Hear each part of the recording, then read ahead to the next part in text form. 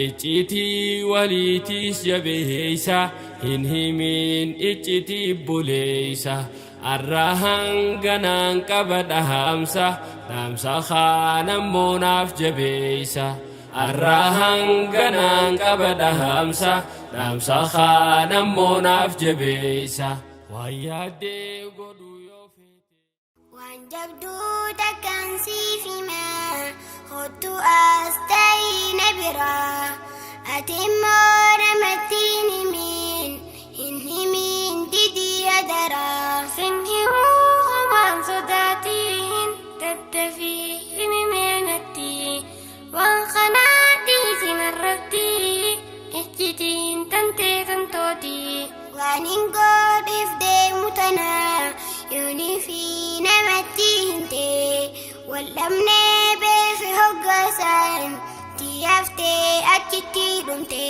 himteenaan himne waan jettee dubbinaatti dheeressite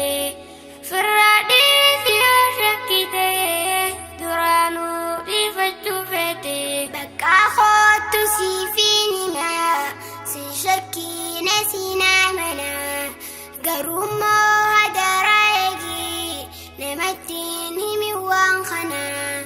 as da'iitii na caqasii dubbiinis kunoo akkanaa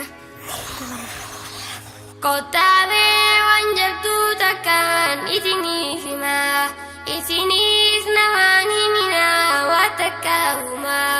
hadaraa isin jabaysaa iccitii namaa hin himin jettee naa himte garuun hin himaa Khotaa ijoollee too hundi keeysan dhaamsa koo kan akka dhageeysan waan dhoysuu feetan jalqabarraa namattiin himinaa hadaara takka yoo himamtee sibiira ganda wal geeysi duniyaarraa nabi rabbitu nuuf dhaamahani iccitii akka jabeeysahani waan godhuu deemtun dubbatihini yoo himuu baattan ni guutahani iccitiin namaas amaanaadha yoo siif himanis iccitiidha iccitii waliitiis jabeeysa hin himin iccitii buleeysa arrahan ganaan qaba dhahamsa dhaamsa kaanammoo naaf jabeeysa arrahan ganaan qaba dhahamsa dhaamsa kaanammoo naaf jabeeysa waan yaaddee godhu yoo feete iccitii tantee jabeeysi namatti himuu lakkisi